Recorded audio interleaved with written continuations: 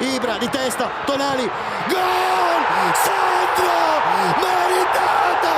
Sandro! Hello everyone and welcome to another episode of the SempreMilan podcast. I'm your host Ollie Fisher, joined once again by Anthony Torgrud.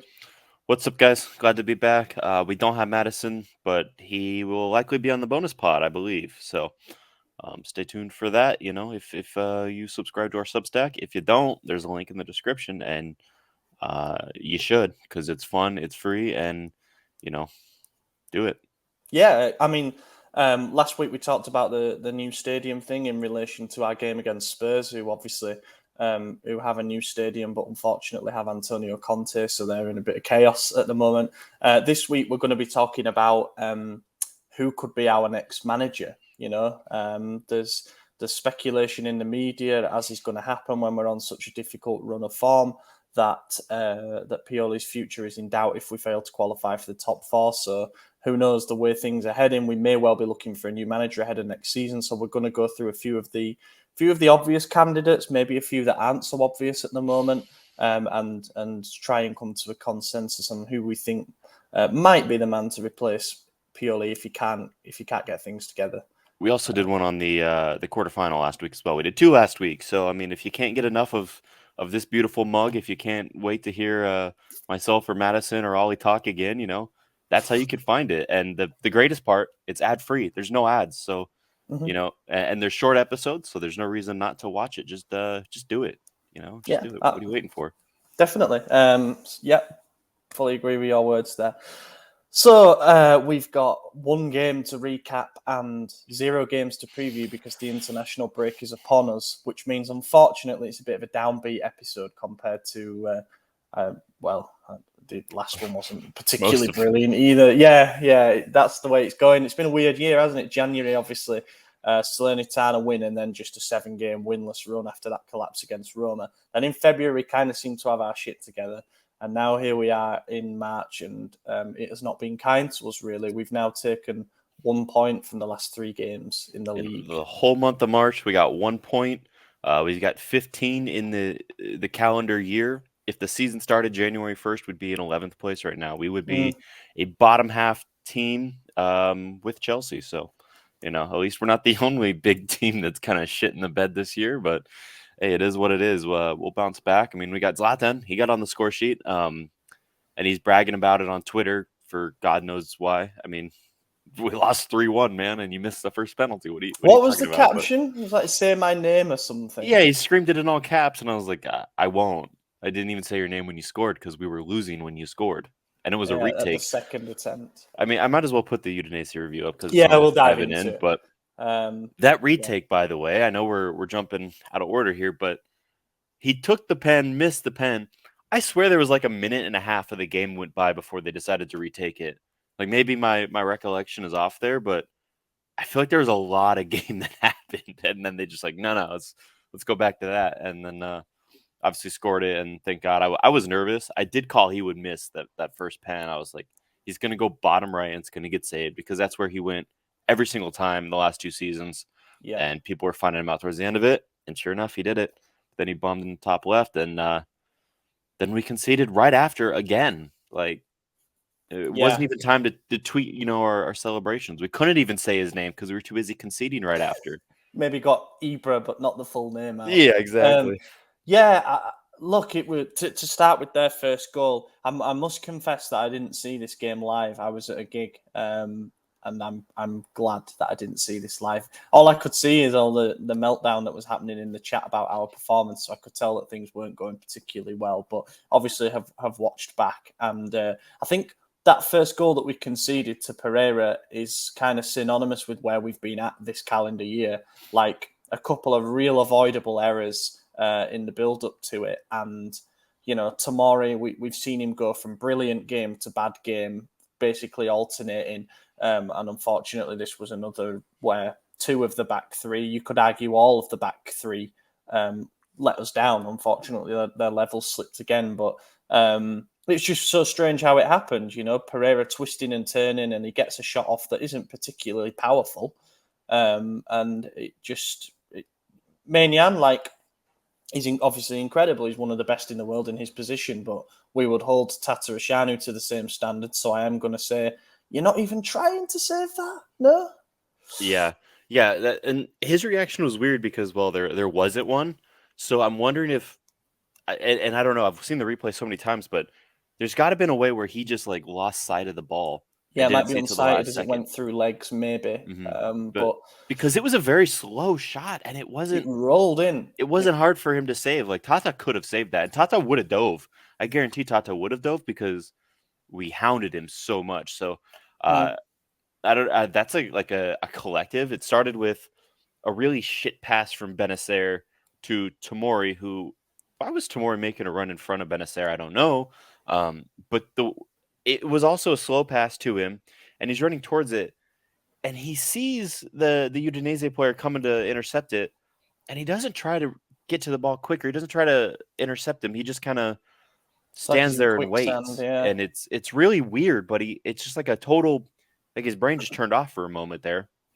And then the Udinese player obviously gets the ball, makes the run, and Tomori does get there, and he even makes the right block. He got it between his legs. He gets nutmegged, and then it nutmegs another player, and then it's a slow roll, and Mignon just kind of, oh man, like he just doesn't do anything. It was really weird. It was concentration, innit? Like the pass was under hit from Benacer. Tomori probably could have moved to anticipate it a little bit, but I mean, you do see that a fair bit. You know, when a player gets sold short with a pass, they struggle to change their momentum quickly or what have you. But he did get back into the right position, and still, in my opinion, he backs off too much. You know, he probably needs to step in and try and make the challenge before Pereira gets into the box. You know, he can do it on near the edge, maybe, so you're not giving away a penalty if you get it wrong. But yeah, and it then seemed almost as if the team was resigned to the belief that they would concede a goal this game, no matter what, because it didn't seem like there was the effort to say, no, we're not letting this one go in. We got to keep the clean sheet. It seemed like in their minds are like, okay, this is Udinese. We always struggle against them. Like they're definitely going to get a goal, so that they were like mentally prepared for it, which meant they weren't going to try hard enough to stop it or something. I don't know.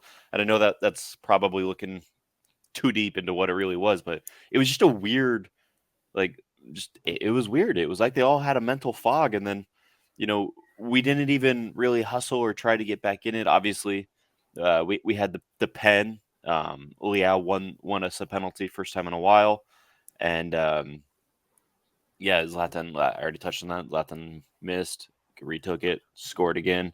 The retake was the right call, by the way. I know it was, you know, making a show out of it taking so long, but it was because it was obviously at VAR. But yeah, he encroached and then he cleared the ball out. Obviously, that is grounds to retake a penalty. So apparently, I didn't know this. If Beto hadn't have touched the ball, and he'd let it go out for a goal kick or a corner or whatever, because Milan encroached as well, it wouldn't have been retaken. But because he interfered with the play as an encroaching player, it had to be retaken. Yeah, which is my beef with and going back to Chelsea again, didn't think this would happen twice in 5 minutes, but there was a Chelsea game recently, I think it was in the Champions League, whoever they played last, where they got a penalty and I thought it was a bullshit penalty call, but that didn't matter. They retook it because both teams encroached at the same time, and it was irrelevant to the penalty, but they still made them retake it, which we all agreed was against the law of the game. So it would have been interesting to see how that would have played out with us, I guess. But yeah, that was Dortmund, I think, wasn't it? Yeah. Dortmund, that was a farce. I mean, I think they've kind of got the regulations now in black and white, but still, it used to go unpunished for a long time. You know, most of the time probably because it was mutual encroachment. Like, I'd love to know what percentage of penalties, when you look back, both teams are doing it, and then the outcome is a goal, so it doesn't matter, or the outcome is it's saved, but it doesn't touch anybody else, so it doesn't matter. You know, that's probably more likely. But yeah, he took the second penalty well, and I've never really understood why he doesn't do that more. Like, when we see Ibra take free kicks, he puts his laces through it, and he really goes for power. Whereas with his penalties, we know he's always been going bottom corners, but he's just not been doing it powerfully enough. Like, they're getting saved. The keeper can get there easily enough. Second one, he just says, "Fuck this! I'm going to hit it as hard as I can," and I mean, you said top left, it's heading that way, but it's more like top middle. You know, if the keeper had stood there, he could probably punch it, but beat him for power. Yeah. Fair enough. And then that was what killed us, was conceding just before the break. You know, not getting into halftime level was an absolute hammer blow. Yeah. It's the worst time to concede a goal, especially after you've just equalised kind of fortuitously. And again, the marking was just utterly dreadful. Like, you know, he is their main threat. It's like we did it with Boulaye Dia, who was Salernitana's big top scorer. You let their I'm not going to say their only threat, but you know, their clear top scorer get a run at the near post for an easy finish. Again, it's just concentration. It's lack of attention.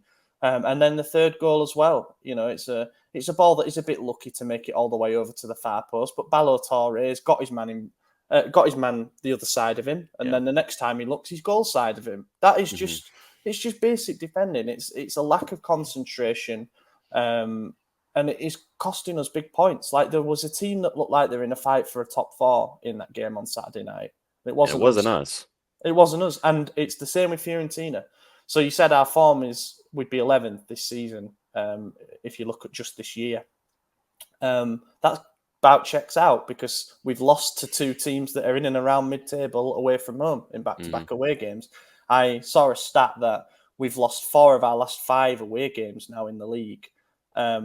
We lost 4 away games in our previous 54 matches before that.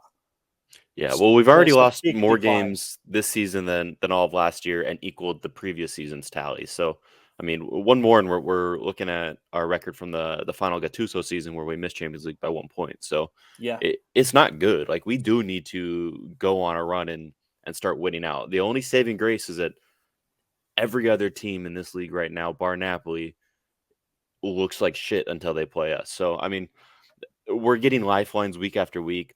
The fact that we gained 1 point this entire month and somehow moved up in the standings to top 4, mind-blowing. It makes no goddamn sense. That should never be the case, but it is. And we've been lucky to get those lifelines, but at the end of the day, you got to take advantage of those opportunities. When are we going to have, you know, 2nd through 6th lose 1 week, and then the following week have 2nd play 5th or 2nd play 4th and 3rd play 6th or whatever it was, and those go in our favor as well, and we still don't capitalize. Those are 6 points. We should be in 2nd right now. 5 points more, and then because you look at the games that we've still got to come, you know, we've got Roma, obviously Napoli away after the break. We've got Roma away still to play. We've got to play Juve again. Like, those are the games where it's useful to have a lead of 5 points over the other team, because then a loss doesn't matter as much. But now we're going to be heading into those games as must not loses, and that is a difficult thing when all we've done this year so far is fucking lose.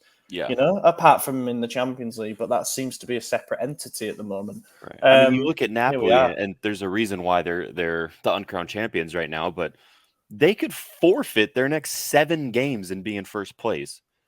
Yeah, that should not be a stat. That should not happen.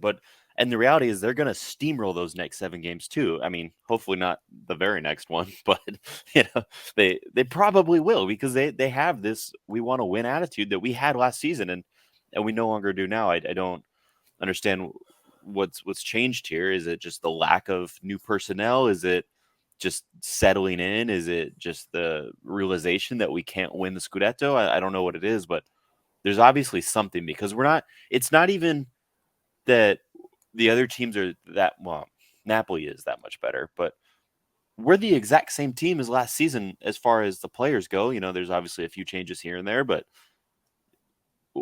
we were using the same system and it worked, and then it collapsed. And it's not like Napoli. Napoli had huge turnover. They lost arguably their 4 most important players, brought in players to kind of reconstruct the spine of the team. And I mean, there's maybe a bit of luck involved, but just generally speaking, they're an absolute machine, and nobody saw that coming. Whereas we had more continuity.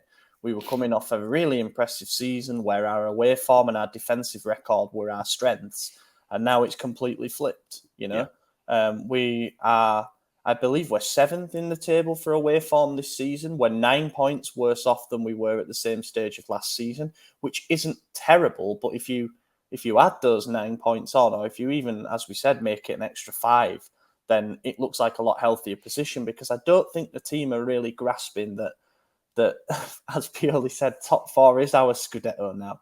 Like, that is something to really fight for, because the Champions League run has been fantastic, but we might not even get the chance to replicate it next season because we'll be in the Europa League, and I really don't think it's in their heads, to be honest.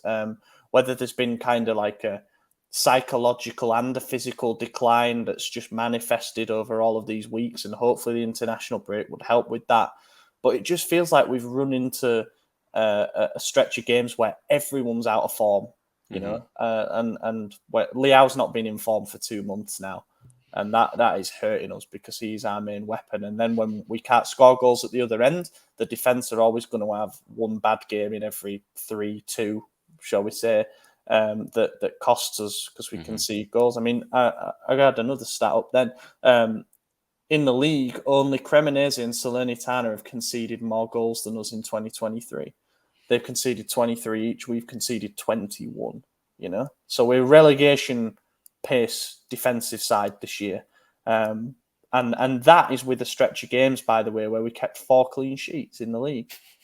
That is remarkable. And here we are. We've conceded 6 in the last 3 again. Throws up and here's another one as well. We're 23 points off Napoli, which is statistically, after 27 rounds, the worst ever title defence by 7 points. Like, the next worst is us in 1994-95 when we were 16 points behind Juve at this stage.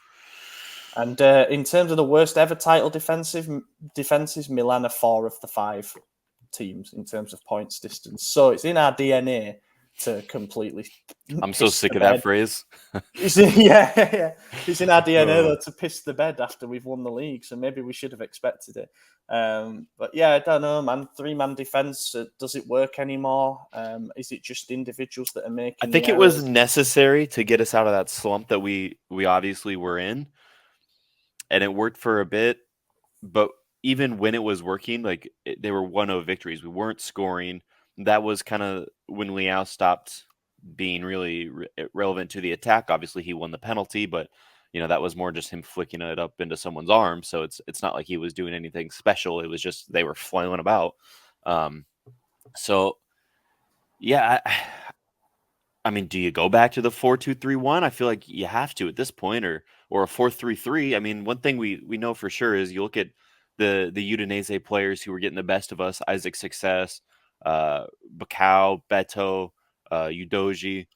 All 4 of those guys are muscular. They're strong dudes, and our midfield is shorter than my desk. They are tiny boys, and they're not very strong. Even our defenders aren't thick, strong men. They're agile and they know how to throw a body around, but they're not strong players. And I think we're getting beat by strong players.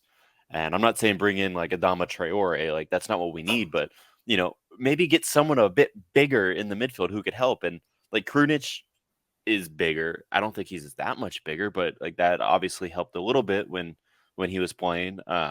Pabega's bigger, but then but he's mentally dumb. He's the smallest flip side man. to that is that he's so slow because of it, and also he is not technically good enough to play in front of the back 4 either. So who else could it be? Who have I been suggesting? We had this guy last season who was pretty good. I think he scored a winner in the Classico last night, but could be wrong. It was a tidy finish as well. Yeah. The midfield is. But I think we need a third person in there at the very least, because the 2 of them by themselves aren't doing it. And I know, you're looking at it's like, oh, well, it's a 3-4, whatever the fuck we're calling it now. But it's really not. It's just you took out another midfielder to put another defender, and then you got your wing backs, which are still just playing back or forward. They're never actually in the midfield section. They're not really doing anything midfield wise. It's still a 2-man midfield. You just got some people further out to disguise it. So I don't know. I think a 4-3-3 might be the way to go, and you get rid of the attacking midfielder, and I think you put CDK in the midfield to play a midfield role, whether it's defensively or it's a regista or a box to box or whatever the fuck you want. Put him in there and tell him to play the game without attacking, because clearly his attacking doesn't happen for him anymore. So do that, and then Brahim on the right wing where he played his best ball, because he's our only creative outlet right now. He's our only guy who wants to go forward and attack. We've seen it, whether you like him or not. That's the reality of it right now. Put him on the right wing, Leao back on the left wing where he performs. And I still say Zlatan up top. Look, he didn't look that great, let's be real. But one thing he does that no one else on this team could do is a free kick. And we get fouled left and right because we have so many short guys. So as soon as we start dribbling towards the box, we're getting shoved down, and now we got a free kick. And, if you let Tonali take that, it's going sky high straight to a goal kick. So let Zlatan do it. And yes, his actually was a goal kick as well, but it skimmed the crossbar, whereas he scored a bunch of them last season. Why? Like, if he's healthy enough to start and play another 70 minutes like he just did, let him do it. Let him keep doing it, because he's not in Champions League. Giroud needs a rest. We saw that. His form's been abysmal, so let him rest. It's not going to be Erigi. Origi's just not a player anymore. That is crazy. It's got to be Zlatan. That it was Zlatan or Rebic to start against Udinese. It was like Erigi was not even considered. He's a total afterthought at this stage, and we ran an exclusive on the site. I mean, I say exclusive. It was a bit of information from our colleagues at SempreMilan.it, basically saying that we'll sell Erigi this summer, and I don't think that that's a massive surprise, because we signed him on a free, and anything we get is a gain. Sounds like Lyon are interested in him. I think Pioli made it very clear what he thinks of Erigi by not even considering him for a start with Giroud suspended. And his wages are way too high in our structure to be given to a player who's not going to play, who's not going to score, who's not going to assist, who's just going to get hurt. Yeah. And I agree as well about a 4-3-3. I think it would bring us some necessary balance. It's clear that the 4-2-3-1 wasn't working before because we were getting overrun far too easily. The team weren't compact enough. They left far too much space between the lines. And then the transition to a three-man defence, it wasn't necessarily the formation that was important. It was having a bank of 5 and then having a bank of 3. That was what made us a lot harder to score against. But it was at the expense of the attack, because we won games 1-0. Then we beat Atalanta, and we thought we were kind of crawling out of that hole again. And again, we just seem to have regressed back to not being able to score, being toothless in attack, and letting in cheap goals. So, look, changing formation every other week isn't a sustainable way to do things, and I think it does potentially suggest that Pioli is running out of things to pull out of his bag of tricks. But we need to finish in the top 4, and then what happens. Assessments will be made then. Well, do you remember Pioli's old nickname, the Great Stabilizer? We have not been very stable this year. No. I mean, where's it at, old man? Like, figure it out, Yeah. And there's really no more structured, stable formation than a 4-3-3. It gives you the most you could get in everything. Obviously, you'd have 5 in the defense, or if you wanted to be crazy, you could put a shit ton up top. But, like, the most even balance is a 4-3-3. That's just the way it goes. Yeah, it is. And I think that we've got midfielders who currently aren't being used who would benefit from being part of a midfield 3 as well, because it would help. Even Adley. Yeah, exactly. Yeah. Where's he been? And he's taller. He's not stronger. Well, he might be stronger, but he's not a very big boy. But he's tall. And we saw him create 1 goal as soon as he came on. I don't remember what game it was, but yeah, he created that goal that it was Teo. Teo got it against Fiorentina, right? In the last minute. Salamaker's assist. Yeah, that was Fiorentina. Yeah, okay. Yeah. That ball across, and then Salamaker's fed it through, and then Teo, top left corner. My mind went totally blank for a second then. I just wanted to read the line from Pioli after the game where he said, "I'm disappointed in myself. I was sure I prepared the game well and motivated the players well. We have to do better, and we realise it. We mustn't aim only for the Champions League." Bit of an admission of failure on his part, which was strange. I mean, he's always protected the players. He's never really come out and thrown them under the bus. However, what he's basically said there is, I was out-coached. Yeah. Straight up. Well, and you heard what Thiels said as well. He detailed exactly how you beat Pioli, as did Italiano, as did other managers who have done it this season, because Pioli doesn't adjust per team. That's something you see from like a great manager. And I'm not saying switching lineups every single week is the answer, because that can cause confusion. But a great manager is able to create a game plan that works against their current opposition. Pioli's a great stabilizer because he could create a game plan that works for his players that will work against the majority of teams. And you might have some struggle. You might find a way through. But ultimately, he's got, this is our game plan. This is what we're going to do no matter what. Once you get figured out, you need to make changes. And to his credit, he did a little bit too late. But now that this new change has been figured out, do we make another change? I think so. It's just reactive rather than proactive, though, isn't it? Exactly. It always takes something to happen before the changes kick in. We'll cap it off. Man of the match is a difficult one because there weren't many real standouts in what was a collectively poor performance. But I'm actually going to give it to Brahim Diaz. He looked dynamic. He looked like the only one who wanted to get from A to B. No matter how, he still needs to learn a little bit. His releasing of passes isn't great, and sometimes he dribbles a bit too much. But it's got to be him for me. But I don't want to pick anyone. That's fine. That's absolutely fine. I was thinking like, oh, Zlatan scored the goal, but it took him 2 fucking penalties to do it. And then you think like, oh, yeah, won the penalty, but it was a handball. It was cheeky. And then you look at everyone else and you're like, y'all were kind of sucky. I do want to give an, I guess, honorable mention to Calabria, who came on after a long time, and a lot of shit talk spoken from me directly. He looked a lot better than Salamakers, who I've been praising for the last month and a half against my better judgment, I guess. So we know now, don't we? Like, based on that cameo alone, we know that before he was playing with an injury, he re-aggravated it, and now hopefully really is back, because it looked like 2 different players. Yeah. But we also switched back to a 4-man defense in the end, didn't we? Second half was basically a 4-2-3-1. We took Tomori off. Yeah, and I wonder if that is a sign as well. But we'll see. It's interesting how it worked on that right flank, though, because Salamakers started by looking great at the wing-back position. We were a bit surprised to see Macias play there, and then for him to hold that position. Then we finally got Salamakers back in after Macias' injury, and he just started being shit there as well. And now we've got Calabria. Maybe it will offer a bit more balance, but at the same time, he's a fullback, Yeah. He really is a fullback. And I think if Calabria is coming back to play, we're going to be back in a 4-man defense. And I think that's the way it goes, because one of our defenders is just fucking up every week. And they're rotating. It's not just Tomori.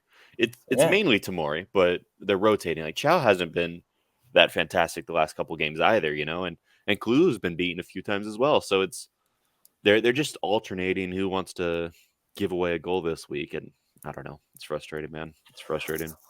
Yeah, speaking of that, my flop of the match, I don't know, who are you picking? I'll pick the other one. I was going to pick Chiao. Honestly, the way that he has now lost a man twice.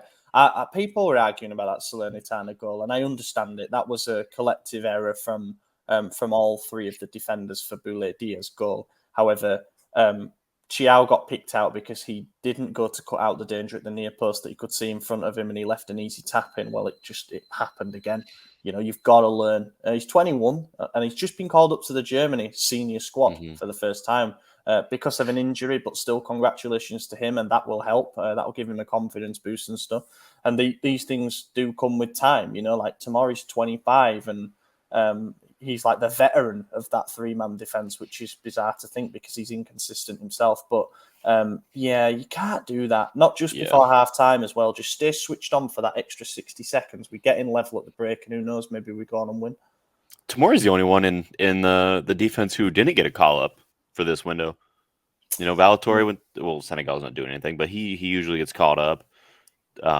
Kalulu got called to the under 21s, I believe. Yeah, that's right. Mateo got called up to France. Mike got called up. I don't know if Calabria got called up to Italy, probably not. But Salamaker's definitely to Belgium. And then Tomori's just getting shafted left and right. And to be honest, I don't blame Southgate. He hasn't had – every time there's about to be a call-up, Tomori fucks up. And I wonder if that tells you where his head's at, thinking about that, which leads me to my flop of the match. and this is going to be kind of controversial, and people might get mad at me, but Mike Mignon, he got called up, which, fantastic, well-deserved. Obviously, Lloris is practically dead at this point, but he's going to be France's number one for years to come here. But he didn't even attempt to save the goals. He was rude to the spot for the first one, and, it looked really savable. I don't know if he couldn't see the ball to the last second. The third goal and the second one, I believe, and I might be wrong here, so it is what it is if I am, but I don't think he dove for any of the goals. I think he just kind of watched them all and was very rooted, and that's not like him. I don't know if his mind was thinking, I better not re-aggravate this calf. I'm going back to France or something. I don't know, but he didn't look like he was in it.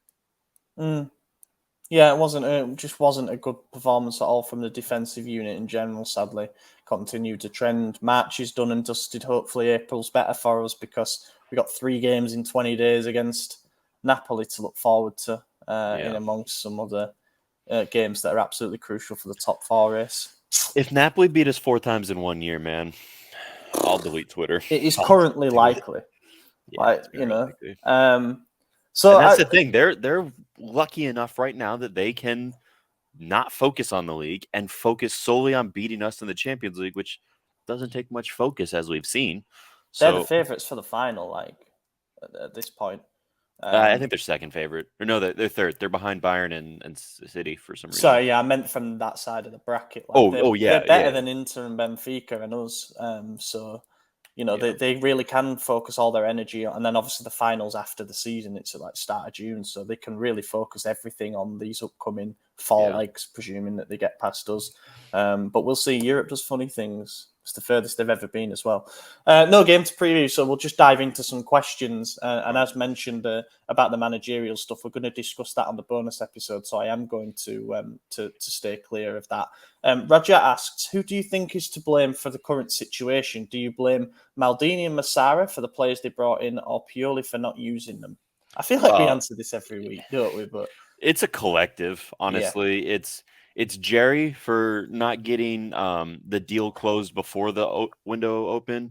It's also him for not renewing Maldini until the last month of the window. It's on Maldini and Massara for not bringing in other players or more players, It's Pioli for not using those new players and whatever the fuck else is going on. And it's the players for not performing to the ability to the level we know they can. We won a Scudetto. We know that they could do better than 3 goals conceded to Udinese, who haven't won at home since September. There's no one person to point the finger at. It's everyone. If you want to point the finger at anything, point it at the club emblem, because it's the whole collective unit right now. It's the badge. Since we changed the badge to have the thick stripe in the middle, it's all gone to shit. No, that's it. It's spot on. It's a melting pot of different factors, and that's why you're seeing such a drop off. If only one of those things is slightly different, we're not dropping off a cliff in the way that we have. Unfortunately, several things have gone wrong. As you said, the change of ownership probably came at the wrong time because it sapped our momentum. There was a lot of uncertainty about who we were being sold to. There was Investcorp at first, and then it was Redbird. And then there was the fact that whole process took 3 months from the deal being closed to the actual transfer of the shares. Maldini and Massara wanted to know what was going on. They wanted guarantees for the future. And I kind of understand that, but that didn't help our operations on the market. We lost out on targets. We waited too long for certain players like Botman and Renato Sanchez. We also completely changed our approach from going for a player who, in Botman, who would be a starting centre-back without a doubt, to paying the same amount roughly for a 21-year-old playmaker without top league experience. And I think spending 90% of your budget in that way is you better get it right, and unfortunately it looks like they haven't just yet, at least in the first season. You saw Enzo Fernandez go elsewhere, Julian Alvarez, there's other players we were linked with before, like Moises Caicedo, who's now doing really well for Brighton, and you just look back and think all these things built into another season where we very quickly seemed to be well behind Napoli's pace. We were having to scrap to get through the Champions League group. We had to win our last 2 games in that to go through. Players were picking up injuries all the time. Just everything, man. Just not good. Just I not wish good. there was a way to give Moncada a lot more control. Like, let him, stay a scout, let Maldini stay sporting director, whatever you want, but let Moncada make the final decision. If he says, this is the player we're going for, then guess what, Maldini, you have to sign this guy or whatever. I don't know, but We he clearly have. knows his players because everyone we scout is phenomenal. It just seems the ones that we get are the ones that we could, and the ones that we scout are the ones that we are unable to obtain, and those are the ones who go on to win a World Cup and then go for 130 million 6 months later. It's crazy. So And as has been mentioned before, we have scouts, specialist scouts in South America who are picking out the right players, and yet they don't arrive. yeah, they haven't missed once. In every name that's come out of South America from our scouting network has not missed. Mm-hmm. They've all been And fantastic. the The only one who's latest missed one is us.